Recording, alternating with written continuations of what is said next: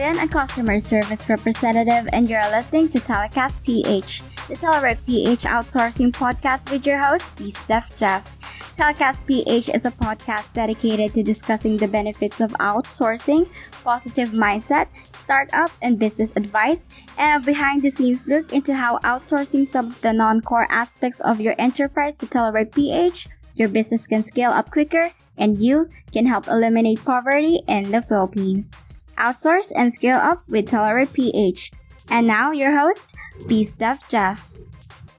Thanks, Jillian. And of course, if you want to find out more about us and what we do, you can hop on over to www.teleworkph.com. TeleworkPH Outsourcing Solutions Incorporated, located right here in beautiful Baliwag, Bulacan, Philippines, has the solution to your outsourcing needs. Outsource and scale up with TeleworkPH. Today we have as our special guest, founder and CEO of TeleworkPH and my boss, Marge Aviso, who'll be talking about the beginnings of TeleworkPH, the rural BPO, and maintaining the work-life balance when running a startup while pregnant. Stick around.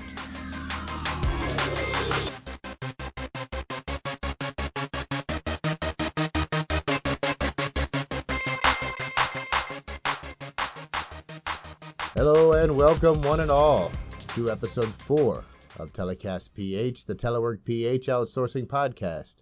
I'm BizDev Jeff, your host, and as always, sincerely, thank you for joining, and a big thank you to all who have subscribed and are following this podcast. Let's go ahead and hop right into today's interview. She's a Filipina, a wife, a mother, a registered nurse, an entrepreneur, and founder and CEO of TeleworkPH.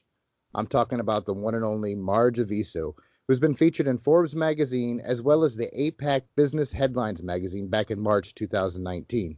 We're very fortunate to be able to pull her away from her super busy schedule to spend a few minutes with us and talk about her journey founding a company from scratch and the struggles faced with maintaining the work-life balance while raising a family at the same time. Marge, thank you so much for being here. Well, I'm very happy to be here. Thank you so much for inviting me, Jeff. I know you're extremely busy, so it's I know. hard to connect sometimes. Yeah, we've been putting this off for quite some time now, so I'm really happy that we're on it right now. Absolutely, as am I. So to start off, if you don't mind, let's get an idea of your background. You're from right here in Bulacan, right? That's right. I was born and raised here in Bulacan for 32 years now. That's why you decided to put TeleworkPH in Baliwag. Bulacan. That's right. Baliwag, Bulacan. Yes. It's a rural area in Bulacan. So being that that's your home base there, you want to give back to your own community where you Exactly. grew up. And right now you have 2 children and 1 on the way. Correct. I'm blessed with 2 children, and I'm expecting another one by January next year. So I know there will be a little, some challenges along the way, but I'm confident that we'll make it through. Now, prior to getting into the BPO industry, you were a nurse as your first chosen career, right? That's also true. And in the Philippines, it's true that you don't get to choose the course yourself. Your parents do. Oh. I initially wanted to take linguistics at the University of the Philippines or European languages. I just have that passion for, different languages. But I ended up taking a nursing course because my mom said so. I graduated from college in 2008, and I passed the nurse licensure examination that same year. And I was actually pregnant with my first child back then. And Wow. when I found out that I was officially a licensed nurse, I was not able to work right away. It took me about a year or so, I believe. And when I finally got the chance to work, I was exposed to the real world of nurses in the Philippines, low wages, overworked, just no Right. holidays. And yeah, I thought of myself, I don't want to risk bringing, hospital infection to my kid who would hug me at the end of the day. It just isn't worth it. And the pay I'm getting was like around $120 a month. And just that just can't raise a family. That's what prompted me to find a job and landed the call center. I remember that. I mean, at that time, there was a huge explosion of nurses. It seemed like everybody Yes, that was seemed to be the chosen career that everybody was going to. So unfortunately, it oversaturated the exactly. workforce with nurses. Now, you started Telework PH from your laptop as a work from home freelancer. Do you want to tell us a little bit about that journey? How did all that get going for you? Wow. So after working in several call centers for years and traveling 4 to 5 hours back and forth Manila and Bulacan, I was almost always away from my family. I was just going home every weekend. It just hit me that it's not, the life that I wanted and imagined. I'm a Right. family person and an introvert as well, but I'm not using that as an excuse. It's just that, I prefer to be at home with my family. And when an opportunity came for me to, you know, be working from home, I grabbed it right away without a second thought. It kind of paved my way for transitioning to a business because a client trusted me so much. She wanted to build a team under my supervision, and it happened. We started with like 2 people, then 7, then 15. And when we were bigger, new challenges came. There were issues about background noises, productivity, Hmm. and just not being able to monitor someone working from home. And I always believe that, when you start experiencing challenges as you become bigger, it just means that you're about to enter a new milestone. And I knew right there and then that the remote setup is not working for us anymore. What really pushed me to start telework is the client. I was asked to choose to continue the contract in a physical facility or we lose our jobs.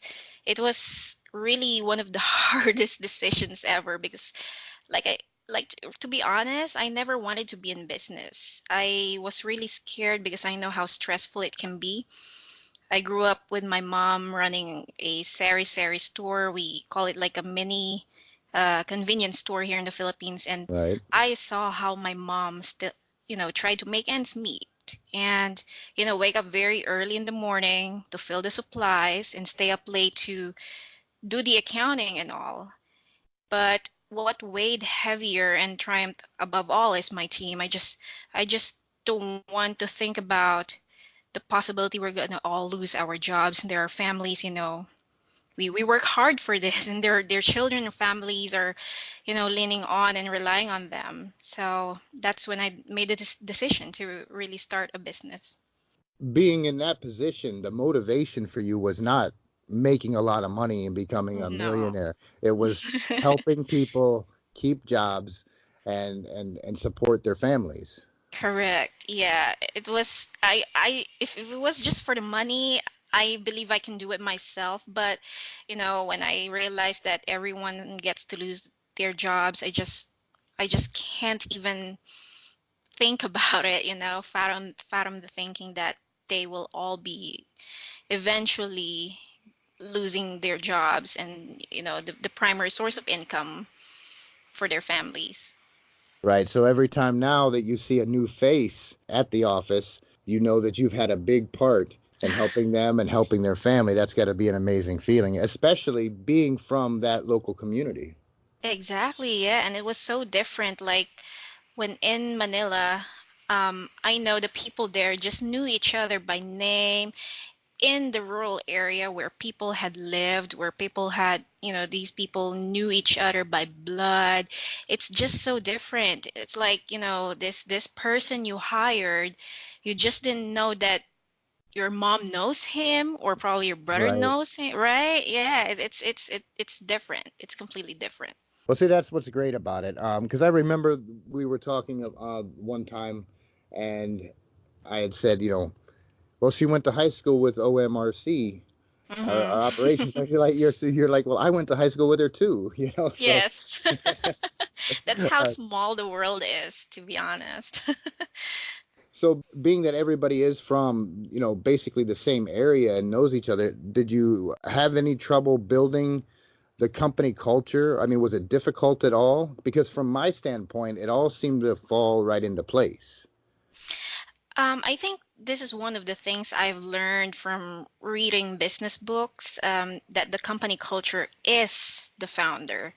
The culture will define what or who the founder is. Like, there will be policies or guides, of course, but as the founder, you attract the people you want in your company who are the same as you are. And I told myself I wanted to attract people like me who are happy to be working, who are into music, are not corporately strict. They are young, vibrant, and that everyone is empowered. And I think I was able to attract it. How about maintaining that culture? Have you found any difficulties there now that we're a year on? Yeah, sort of, but that is where HR comes in. They play a huge role, specifically the learning and development, because it's in the foundation of training where culture is introduced. And with all these policies set in place, we can now distinguish what is not accepted and what is accepted. It's very easy to say telework is this, or this, but for me, that's just plain BS. I remember back in school, we were tasked to like memorize the vision and mission of that school. Essentially, we know it by mouth, but not by heart. And but for me, true company culture resides in the heart, and it starts with the right people in the team. Teach them to be like you by doing the right things to them. In other words, if you want to build the culture of leadership, then be out there leading the pack, be out there rolling the sleeves and diving into the dirt first. Show them how it's done. And once these people learn from you, they will pass it on to the next generation of hires and so on. And I often say that wherever you may be, outside of the office or not, an outsider can clearly tell, that's a telework employee, because that employee emits the telework culture from the heart. It you can clearly tell it. And in the vernacular, we say tatak telework yan. So like, you're stamped, you're certified telework.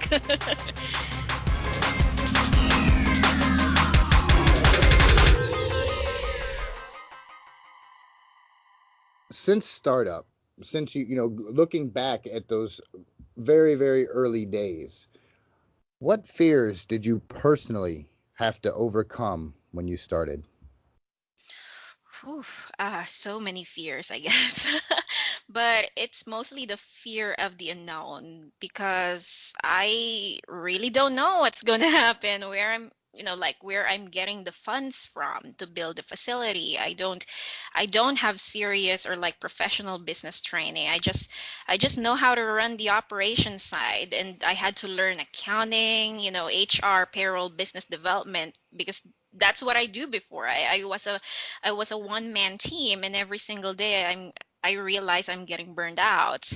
You know, I Right, right.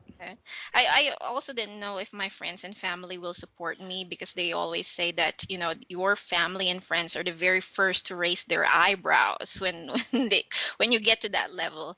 I had to be really, really prepared mentally, physically, emotionally, and spiritually. So the risks were just, I mean, unbelievable. I I know, mean, yes. just financial, and I mean, you had pretty much everything to lose, but then you get to that point where, where if you have nothing to lose, right? Yes. Yes, you'll eventually say, whatever, come what may. I'll just do what I have to do. I'll just do what I can. Yeah. What And what you what you just said reminded me of Bob Proctor. I don't know if do you oh know who, yeah, I am he familiar. Wow, he has yeah. he's always talking how he's only had 2 months of high school and he had no business training, but he has businesses operating all over the world. So I think you're in a good spot. I'm very happy. I mean, all these people I follow, the influencers, the books that I've read, those really helped me kind of like build the foundation and just be ready mentally. And then when I got into the action, I was kind of even like, 70% prepared. But, the challenges that come and go, those are just some of the things that, hit me back to to the start. Any one book or author or speaker in particular that you felt more drawn to or attracted to than any of the others? I guess it's always the secret.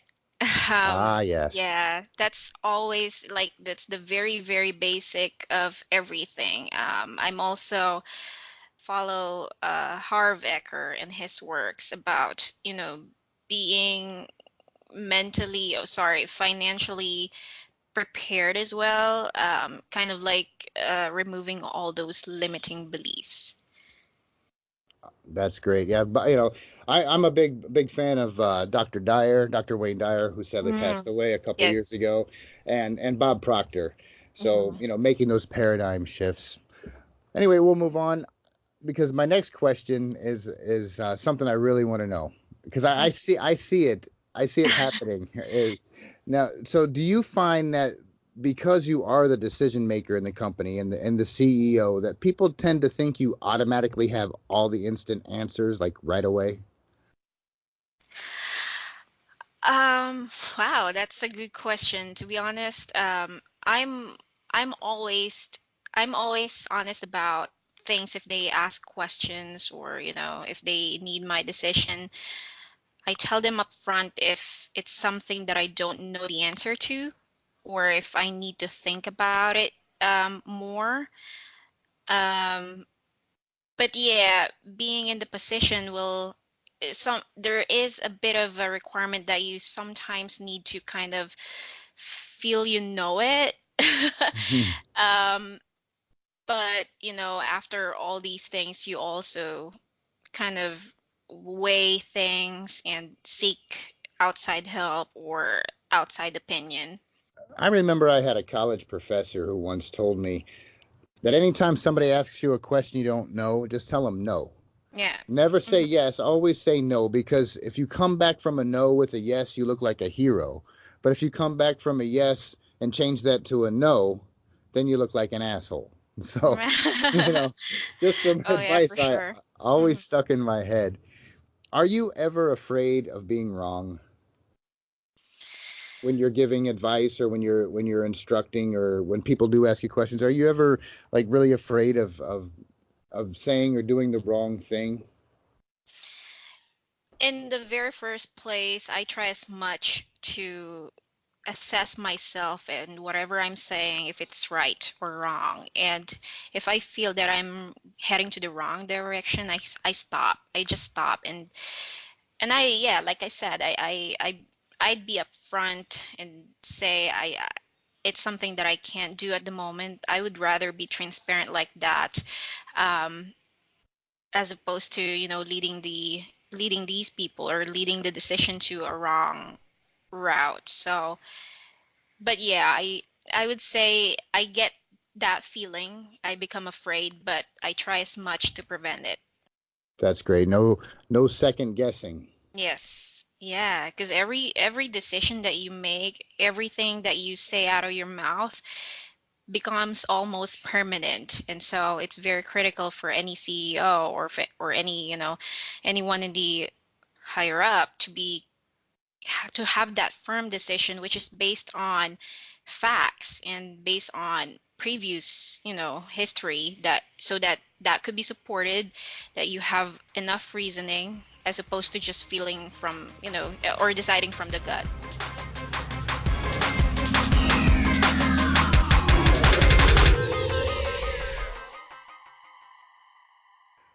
So I want to shift things here a little because when I first invited you on the show, I wanted to focus more on the founding and the direction of TeleworkPH. But I think now, in your current, should I say, physical state, I think our listeners would get a lot of benefit out of hearing how you've handled other areas like the work-life balance, since the Mm. beginning. So, in that first year of the office being open, did you ever lose track of yourself? I mean, for instance, I know for me, being a fiction writer, I get so involved on the business side of things, I sometimes forget about writing and that side of me, and I have to bring myself back to that. Do you Hmm. ever find yourself in that position, or have you in the past when we first started? Oh yeah, for sure. I did change a lot, and I have to. I had to sacrifice along the way. Like, yes, you mentioned about yeah, you when you were writing. As for me, I'm into like a band, the music. So I have learned to prioritize and also spend time only on things that will move me to the goal every day. And like I always say, I now understand why Zuckerberg and Jobs would wear the same clothing style over and over, because they don't want to like waste their time and energy on things that don't even have to be thought about, you know. Right. Yeah. And I make sure to keep a calendar of what my day to day would be like, and I look at them before I head to bed or as soon as I wake up. My life revolved around my family and telework PH. Right now I have learned to set aside my passion like dancing and music, at least for now, because my plan is when I retire, that's when I will focus my time and energy on those things. For now, I'll keep planting and watering the seeds. Right. So that's what I was going to ask is, what have you put aside now? You're just putting it aside. You're not forgetting it completely, but for No, now, I'm just not. taking a break and you're going to return to those passions later. That's right. Yes, when I'm 40 or, 50s. Gotcha. Hey, that's not old. Yeah, it's not. How do you find, or should I say, what steps do you take to maintain the work-life balance? Oh, good question. I there is this principle, the 80-20 Pareto principle, where you do that states that you just need about 20% effort to arrive at the goal of 80%. Say, for example, you need to spend because in the past I used to believe that the amount of work that you do is congruent to the results. And so when I'm doing a lot of things, when I'm really working my really working my I wanted to say ass. Oh my You, God. you can say it. It's all right. We're all adults. Okay. So I wanted to really work hard and and just put a lot of time. And I know you're always messaging me like, Marge, it's too late at night. Go head to bed and all that stuff. But I feel like I get more results when I'm working too hard, but it's really taking a toll on my health. And when I read about this 80-20 rule, I just realized that, you can get the same amount of result with just a little bit of effort by just focusing on it, by just, allotting the time spent, and that's quality time spent to meeting that goal. And so along the way, I have applied that into many parts of my life. Like for instance, if I wanted to be with my family, or spend time with my family, I make sure that that 20% of my time is solely dedicated, to be with them in Mhm. in the most quality way. So yeah, I make sure that I spend 20% of that time with my family, quality time with my family. So yeah, I do remember, when we first started growing and all of us were telling you slow down and bring in more help for yourself. And I mean, it took you a while. And I do remember, I believe the first one that you brought on to help was Dream, Yes. and who's turned out to be an incredible, amazing help. Was it hard? And because from my end, it seemed like it was really difficult for you to kind of open your fist a little bit and let some Hmm. things go. Was that difficult? I mean, because in a sense, Telework PH was at the time your third baby, and so was it really difficult to let that go and let some other people start handling the tasks you've been doing? It had been difficult, and to be honest, I remember those days in high school where I was assigned a leader in a group project, and my team ended up submitting the project very, very late, all because I did everything myself. I did not delegate. I learned a lot from that mistake, but growing up, it still became a challenge to like entrust everything right away. It's probably trust issues, but more than that, it's the thinking that nobody else can do it better than I do. Ego, perhaps. And as I'm running this business, I'm learning it's really going to kill me eventually because I have a lot of my plate, and I'm like you said, I'm very lucky to have found Dream because she was the very first person I endorsed some of these things to, and she did very, very well right away. And but yeah, if someone would seek advice about this, it is to hire the right person to do the job and just get out of his or her way. Trust the process, don't micromanage, but just be readily available when when your help is needed. Yeah, it was really great to see Dream come aboard. We were all shocked and happy, that you were getting the help. Yeah, Um, I remember you saying, "Are you dreamy?" yeah, I saw that it said Dreamy has joined the chat, and I said, is Mhm. she dreamy? Yeah. But that just goes to show the type of closeness that we've enjoyed since the Mhm. beginning. So Telework PH is really a family business on many levels, especially with your husband Lynn as our CTO, also working full time and as one of the co-founders, just as dedicated as you. Is it difficult to find quality time away from the office to spend together? Great question. It is, and it had always been a challenge, but I guess we just find ways to spend quality time away from the office. Like in the past, we have a Thursday. We call it the Thursday date night. But that didn't last long either because either we are so busy or we are just so tired to even go out on a date. Right. And oftentimes, when I needed fresh opinion or feedback, I had to ask my brother or my sister because they're not working in the office. When Lynn and I discuss work issues as a partner or as partners, we are both looking at the same angle. And it's not always helpful that way. Sometimes you needed fresh insights from an outsider.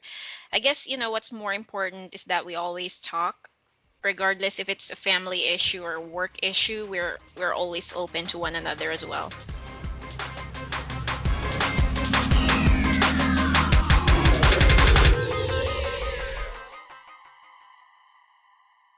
Now, things may have been different if we were, 10 years down the road, but Telework PH was still in startup mode when you became pregnant.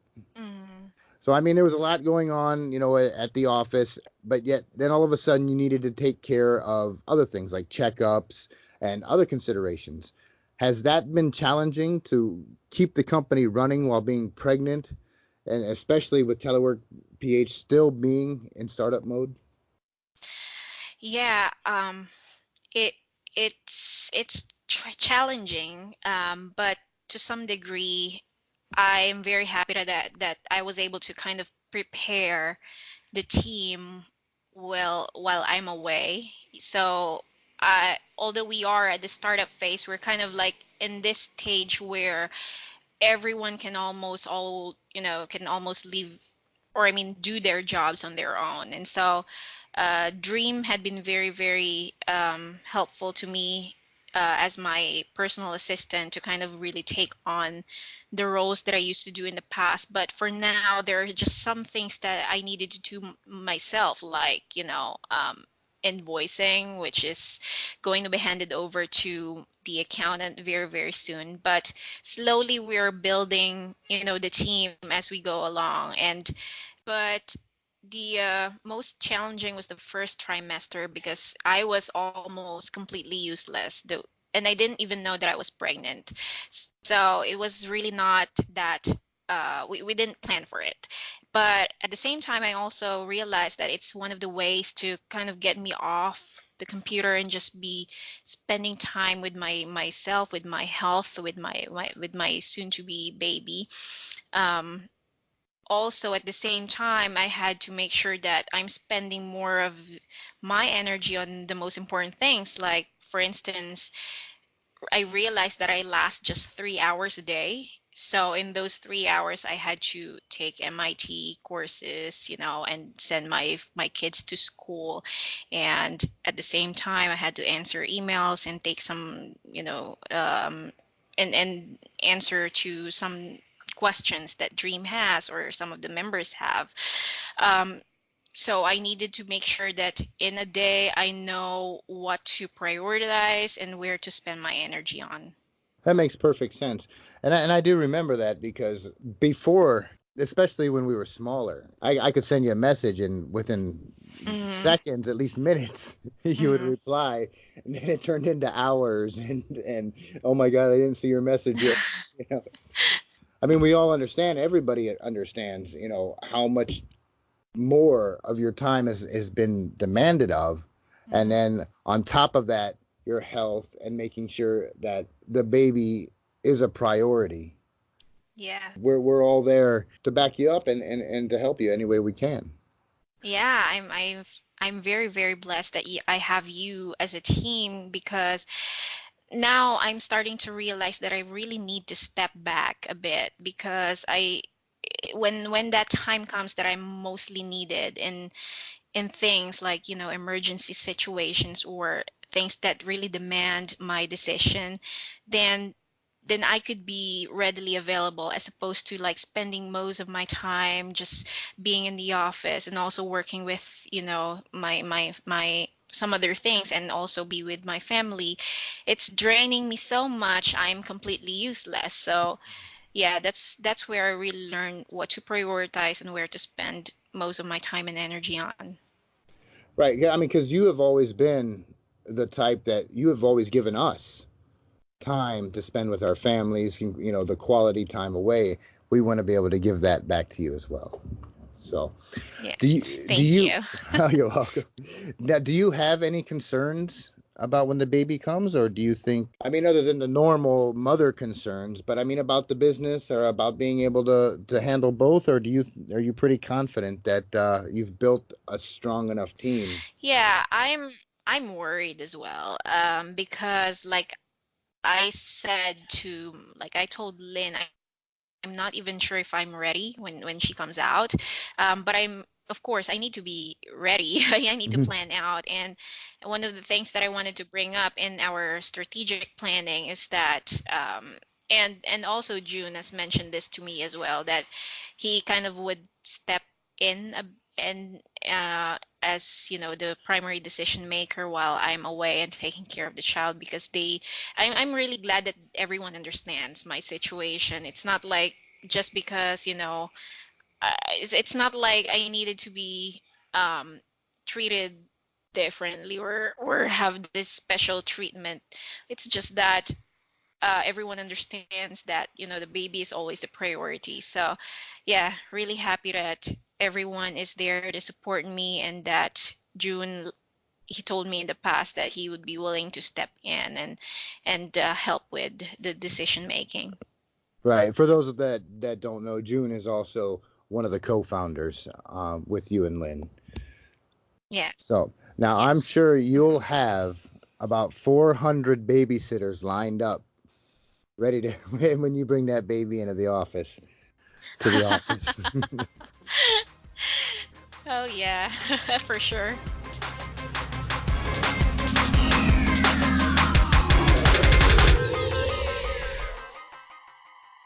Now, your management style has been to, like we just talked, build a team and kind of let them go and take on different roles and responsibilities with little interference. And you've allowed them to really put their own mark on that role. And Hmm. in the past year, unfortunately, there have been some bad apples that have come through the doors. And I know that you've, gotten close to on a more personal level. Do you ever feel personally betrayed when you find out someone you trusted is really not on the up and up? Oh yeah, definitely. I can't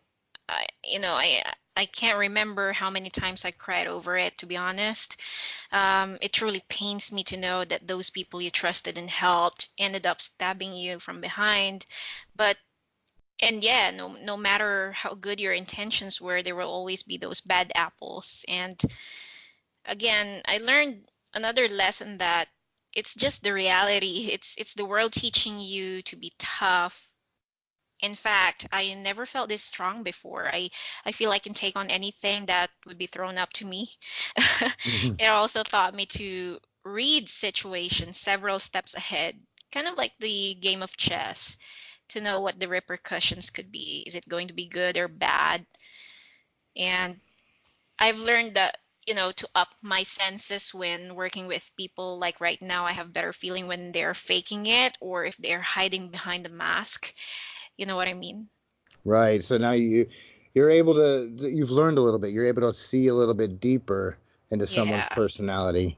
So at this point, what advice would you want to give to other women entrepreneurs who may find themselves in the same position as you, either running a startup or a new business and then becoming pregnant and struggling with that work-life balance?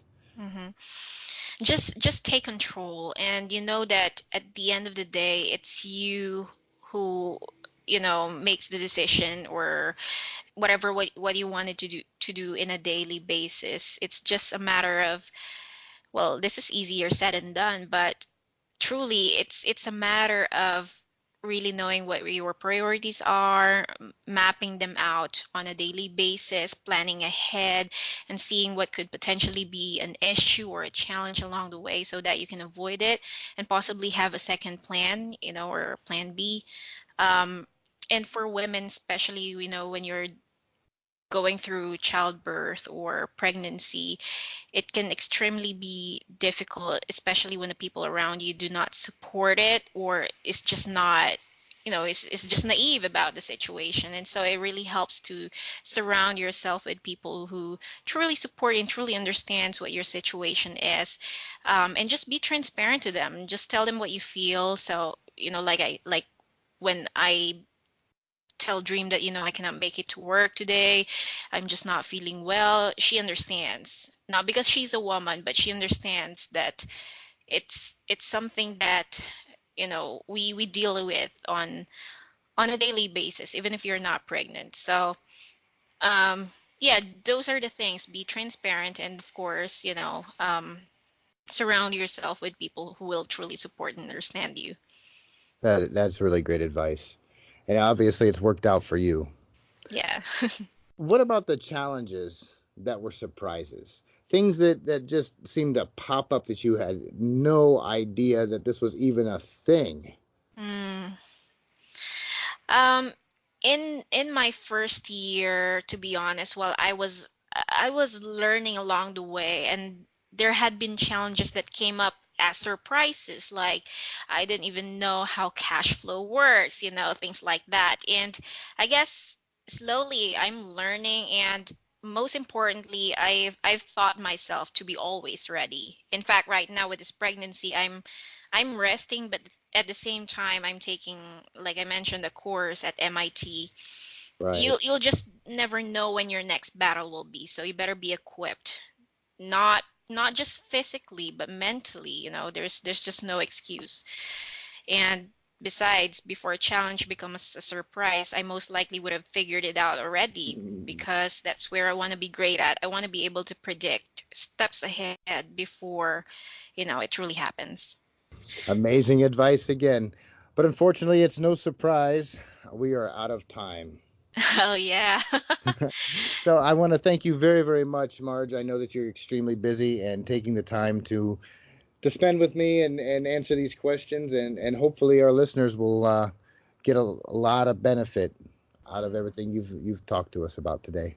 Yeah, I really hope that they got a lot of value about, my experience, and especially with the challenges that came along with, putting a startup as a woman, and, the things that had gone wrong and how I learned and overcame it. So, yeah, really happy to be here, Jeff. Thank you so much. See ya. And that will wrap it up for this installment of Telecast PH. I've been BizDev Jeff, your host. Again, a sincere thank you for listening, and please keep watching for my upcoming and future podcasts. In our next podcast, we'll have kind of a relaxed conversation with Jonathan Prevost from Stack Sports, who'll give some insight and advice on running a completely remote team while working remote himself. And of course, to find out more about us, go on over to www.teleworkph.com. There you can read more about our services, client testimonials, and check out our blog written by yours truly, BizDev Jeff. And when you're ready to get involved, Let's hop in a call and talk about ways TeleworkPH can bring more value to your company and how you can help make an impact on poverty in the Philippines. Take care, everyone. Be safe. This is BizDev Jeff, signing off.